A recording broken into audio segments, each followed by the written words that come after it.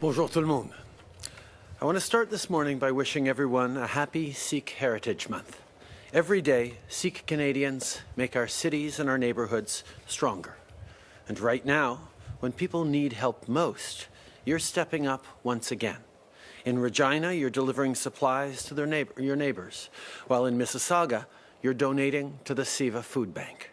It just goes to show that we are all stronger together, supporting each other. You are doing your part, and so many others are doing the same. Aux gens qui sont aux premières lignes, merci.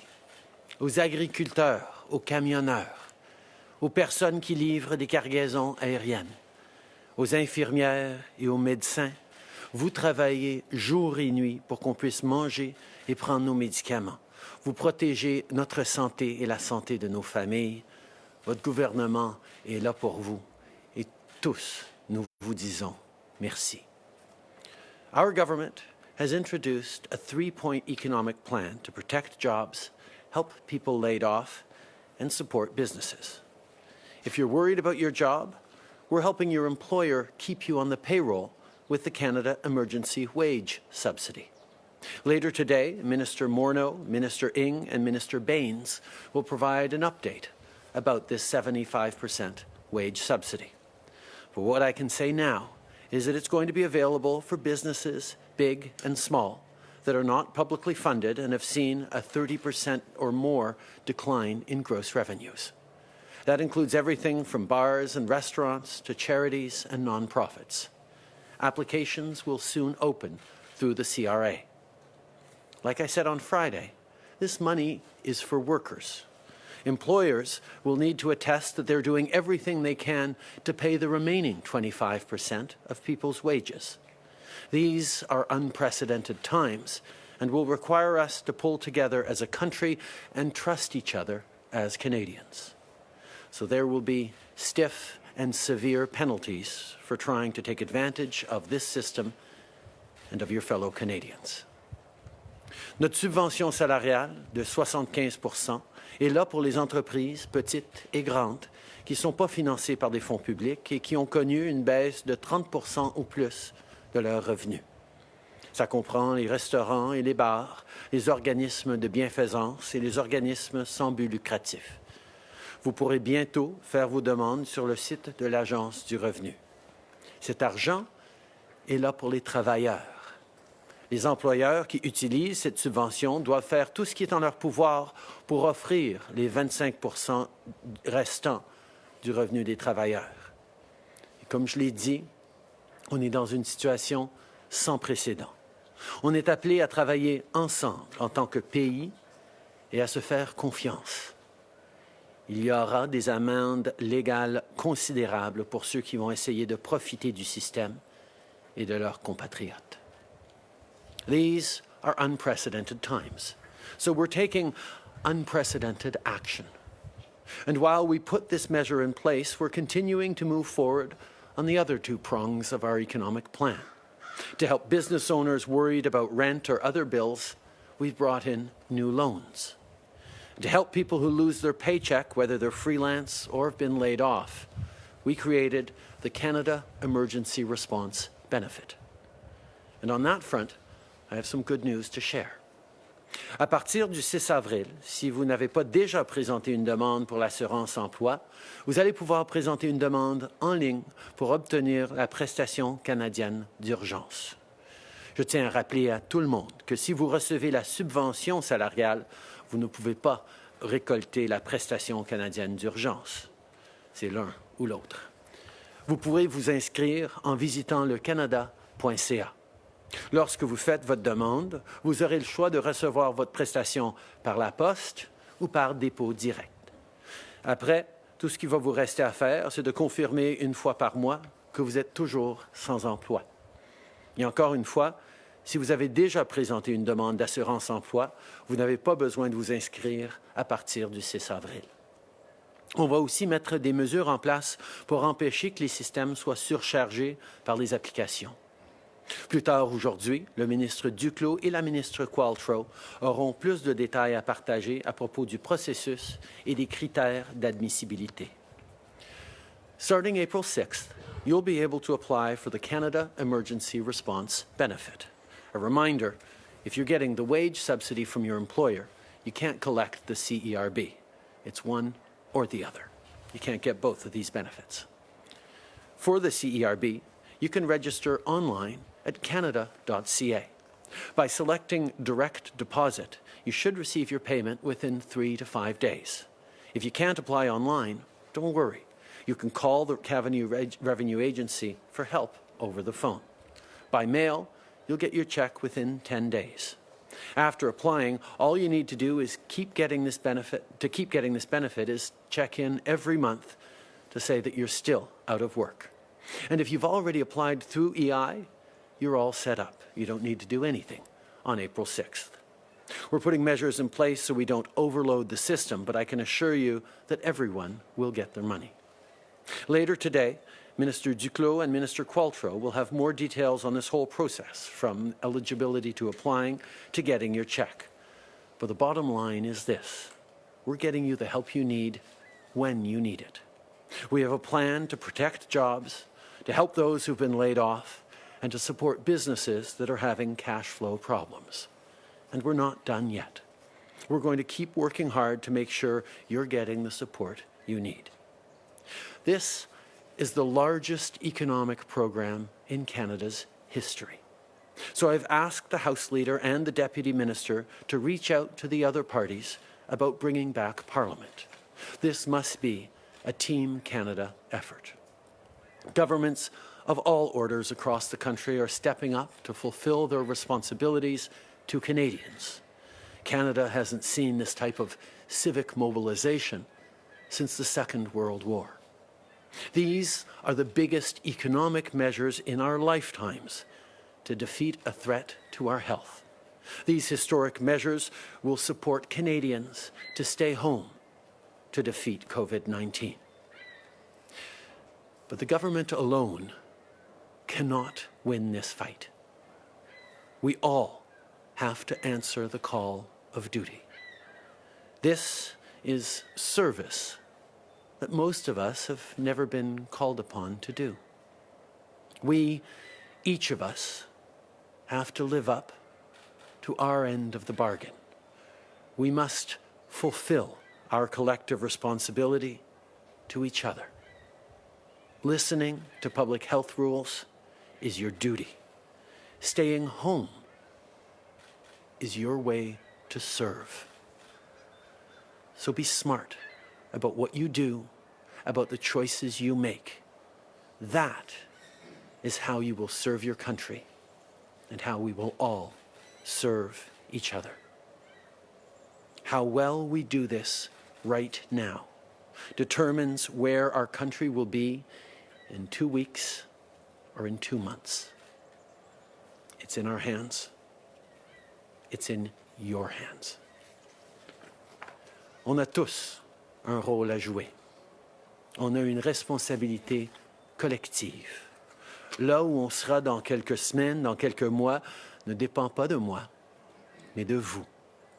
Je fais appel à votre conscience civique pour protéger les autres. Si vous ne respectez pas les directives, vous mettez les autres en danger. Nous avons tous l'obligation morale de rester à la maison. Nous avons tous l'obligation morale de prendre soin les uns des autres. C'est en travaillant ensemble qu'on va s'en sortir. C'est en restant fidèles à nos valeurs que nous resterons qui nous sommes en tant que Canadiens. Merci. Thank you. We'll now go to the phone line for one question and one follow-up. Operator? Thank you. Merci. Première question, Michel Lamarche, TVA Nouvelle. À vous. Bonjour, M. Trudeau. Ce matin, est-ce que vous considérez que vous, une partie de votre responsabilité, c'est d'être transparent sur les réserves d'équipement? Est-ce que vous pouvez nous garantir qu'on ne manquera pas d'équipement de protection? Vos ministres n'ont pas pu le faire hier. Dans cette situation, on ne peut rien garantir. On est en train de travailler extrêmement fort pour combler les différents besoins, pour assurer que l'équipement nécessaire soit bien distribué à travers le pays qui arrive d'outre-mer, qu'on va pouvoir développer des solutions ici au Canada pour remplacer l'équipement qu'on utilise à tous les jours pour sauver des vies, pour garder nos travailleurs de notre système de santé en santé. Nous allons continuer de travailler avec les provinces, avec les différentes juridictions pour combler ces besoins. Mais beaucoup dépend des choix que les citoyens vont faire, de comment les gens se comportent aujourd'hui, dans les semaines à venir, des choix qu'ils font pour pouvoir garder sous contrôle cette pandémie et pour pouvoir continuer à protéger ceux qui travaillent pour nous protéger. Follow-up, Michelle? Il y a une situation pressante avec les masques chirurgicaux au Québec. Vous savez, vous l'avez entendu. Est-ce que vous pouvez dire au Québec que votre façon de résoudre ce problème, c'est de transférer une partie de la réserve fédérale aux Québécois? Oui, absolument. La Réserve fédérale est là pour aider les Canadiens où ils en ont besoin. J'ai parlé directement au premier ministre Legault qui m'a souligné les défis auxquels ils font face au Québec et on sera là pour travailler très fort pour combler ces besoins. On attend des arrivées d'équipements d'ici peu. On va continuer d'en attendre d'autres. On est en train de regarder les différentes ressources qu'ils ont à travers le pays. On va tout faire pour s'assurer qu'il n'y ait pas de pénurie à travers le pays. Mais on comprend que c'est une situation extrêmement difficile et on va tous devoir faire notre part. Thank you. Next question, operator. Thank you. Merci. Next question, Mia Rabson, the Canadian Press. Your line is open. Good morning. I'm wondering if you could explain why the National Emergency Stockpile didn't seem to help keep the equipment in the hands of health workers that we needed, and whether or not we're going to use the Defense Production Act in order to fill the need. The Defense Production Act that we've seen in the United States is about forcing and ordering companies who might not otherwise do it to step up and produce the necessary equipment for a wartime or crisis situation. Here in Canada, what we've seen is companies across this country putting up their hands and asking to do it, offering any help they can. Right across the country to switch their manufacturing over to necessary goods, necessary equipment.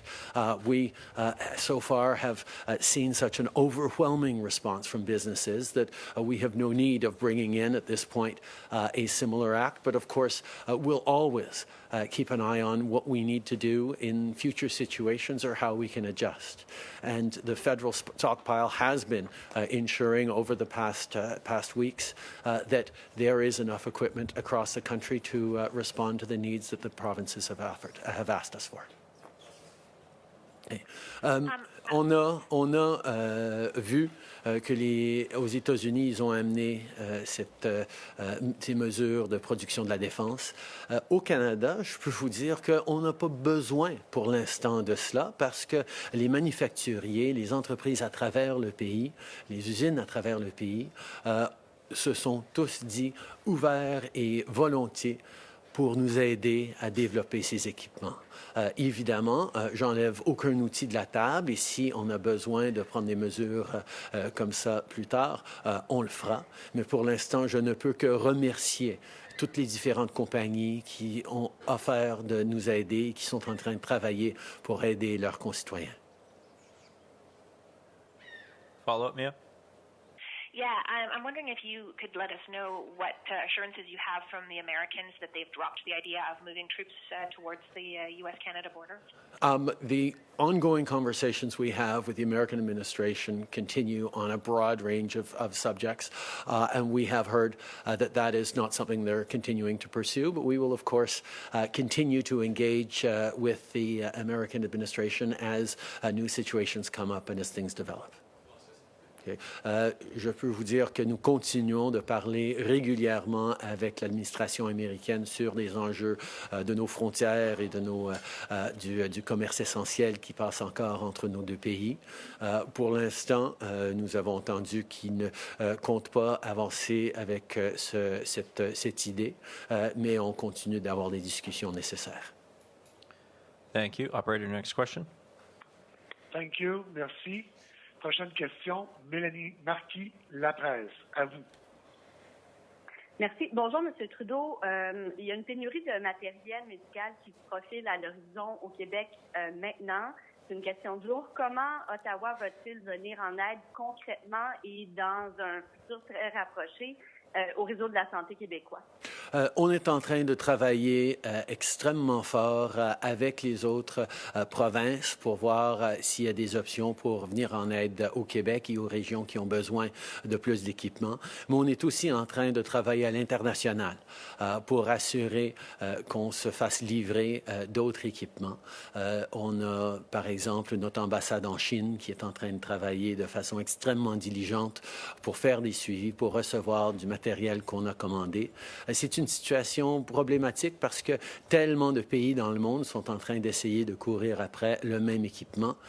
Mais nous sommes en train de travailler et de faire tout ce qu'on peut pour s'assurer que nulle part au pays on fait face à des pénuries. Mais il y a encore beaucoup de travail à faire. OK, mais juste si vous pouviez revenir là-dessus, préciser si ça va venir d'ici la fin de la semaine ou plutôt dans une semaine. Et également, M. Trudeau, sur un autre sujet, il y a un document gouvernemental qui évoque un scénario où les mesures contre la COVID-19 vont durer au moins jusqu'au mois de juillet. Pouvez-vous clarifier cela, s'il vous plaît? Je peux vous dire qu'on s'attend à recevoir des livraisons dans un très, très court délai, dans les prochains jours, si même pas avant ça. Et par rapport au scénario, comme j'ai souvent dit, on est en train de regarder toutes sortes de scénarios où ça pourrait durer plus longtemps, où ça pourrait durer moins longtemps. Comme j'ai toujours dit, ça va dépendre énormément des choix et des comportements que les Canadiens ont à tous les jours. Comment on se garde en sécurité, comment on garde en sécurité les autres. Les choix qu'on est en train de faire ont un impact direct sur combien de temps ça va durer. Mais si on regarde à travers le monde, on voit que même dans des pays comme la Corée du Sud ou le Singapour, où ils ont pu assez bien gérer cette crise-là, les mesures continuent pendant longtemps et je pense que les gens doivent s'attendre qu'on va être dans cette situation pendant bien des semaines encore, sinon des mois. Thank you. And one more question on the phone, please, operator. Thank you. Merci. Next question, Eric Atkins, the Globe and Mail. Your line is open. Hi there. Thank you. Given that Canadians returning from abroad are bringing confirmed cases of COVID-19 into Canada as recently as a few days ago, why are airlines and the government still bringing Canadians home? That is a good but a difficult question. In Canada, we understand how important it is to keep Canadians safe. And we hope and are demanding that those Canadians who do return home self-isolate for 2 weeks. I know there are countries that have decided that people overseas or people elsewhere are not allowed to come home to Canada. That is not a choice we've made. We want Canadians to come home, but we also very much expect and demand that they keep themselves and their neighbors safe by self-isolating in rigorous conditions for 2 weeks as soon as they get home. We would much rather be able to have people home than have them stranded elsewhere around the world where things are getting, worse. Okay. En tant que pays, on a pris la décision de demander aux Canadiens, d'offrir aux Canadiens de les ramener chez eux s'ils étaient outre-mer. Ce n'est pas la décision que d'autres pays ont prise. Il y a des gens de différents pays qui ont été pris dans des endroits outre-mer qui ne peuvent pas rentrer chez eux. Mais nous, on veut essayer de ramener tous les Canadiens. parce que c'est important que les Canadiens puissent retourner chez eux et être plus en sécurité ici.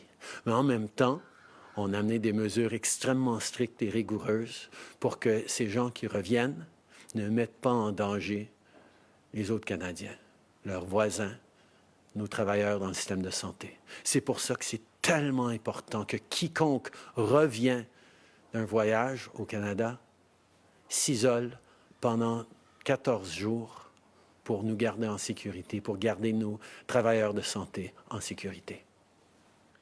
And one follow-up.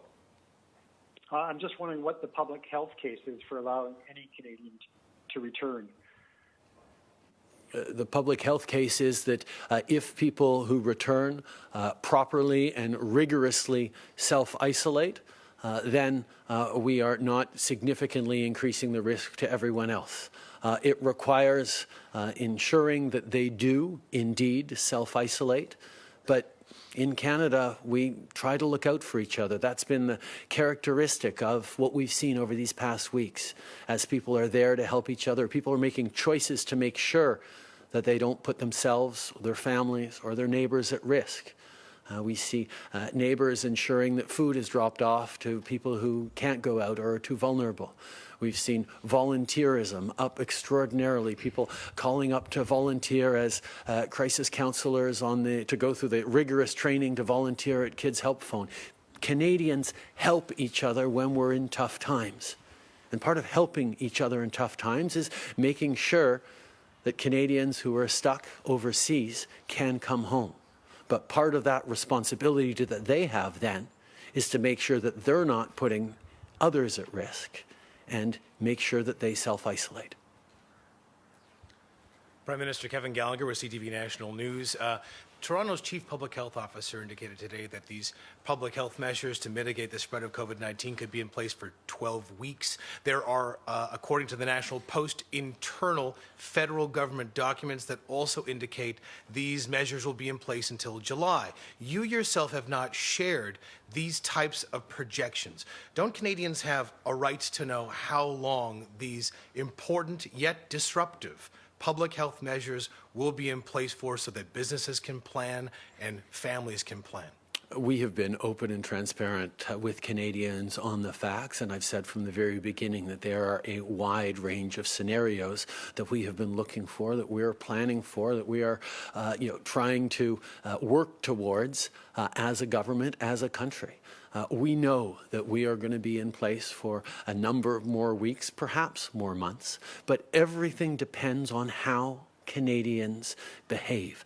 The choices you make to stay at home, to self-isolate, to not go to 6 different stores when you go grocery shopping, to try to go grocery shopping only once a week, to be very careful to keep those 2 meters apart when you go for a walk, if you're allowed to go for a walk. These sorts of things are what will arrest the spread and the increase of this virus. We need all of us to do the best we can to make it through this unprecedented situation, and that's exactly what Canadians are doing.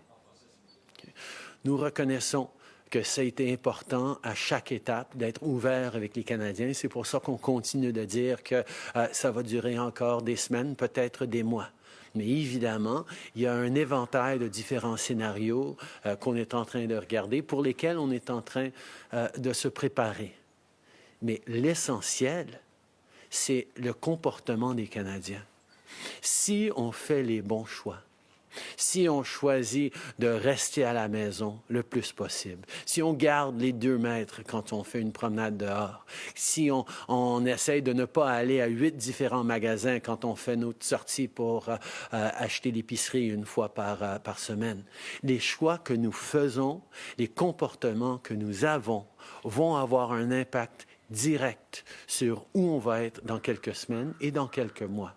C'est pour ça qu'on est là pour appuyer les familles, les individus, les entreprises. On est là pour garder notre économie stable pendant qu'elle est quasiment totalement arrêtée, pour qu'on puisse reprendre quand on pourra reprendre. Mais ce quand, on va le voir quand le temps viendra, et ça dépend, comme j'ai dit, des choix qu'on fait maintenant. Prime Minister, yesterday there was a rather startling death projection released in the United States. Is there a similar projection in Canada? And if so, why have we not heard about these sorts of details? As we've said, there are a range of projections depending on how Canadians are behaving, how isolation is working.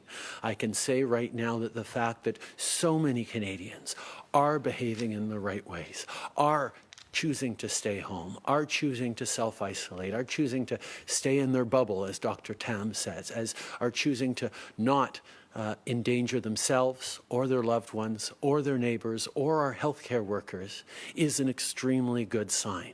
We are, of course, watching very, very carefully as the numbers creep up, as they arise more rapidly in different areas. And we will take the measures necessary to do everything we can to keep Canadians safe. Louis Blouin de Radio-Canada. Monsieur Trudeau, il y a des gens qui sont à la maison puis qui vous entendent dire, bon, peut-être des semaines, peut-être des mois, des gens qui vivent beaucoup d'incertitude, d'angoisse par rapport à cette situation-là, qui aimeraient avoir une information plus précise, peut-être une meilleure idée pour être capable de planifier les semaines qui s'en viennent. Est-ce que on peut leur dire à ces gens-là que juillet, par exemple, c'est un scénario qui est réaliste? Peut-être pas ce qui arrivera, mais que c'est un scénario réaliste. C'est un scénario réaliste. Il y a d'autres scénarios plus courts, il y a d'autres scénarios plus longs. On ne sait pas comment on va réussir à contrôler. On sait qu'on essaye de contrôler la courbe, on essaye de contrôler la propagation de ce virus, mais parce que ça ne dépend pas tout simplement d'un gouvernement, ça dépend de tous les citoyens aussi.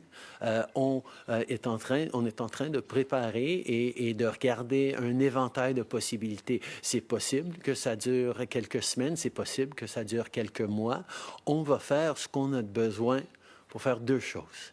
D'abord, pour garder les Canadiens en santé et pour assurer qu'on a la capacité de s'en sortir en assurant que tous les Canadiens ont les ressources nécessaires pour rester en isolement le temps que ça prendra. M. Scheer, ce matin, a proposé que la TPS qui a été collectée auprès des petites entreprises pendant les 6 derniers mois soit remboursée. Qu'est-ce que vous pensez de cette idée-là? Est-ce que c'est sur la table? Il y a toutes sortes d'idées qui viennent de différents coins. On est ouvert à toute proposition et on va les étudier.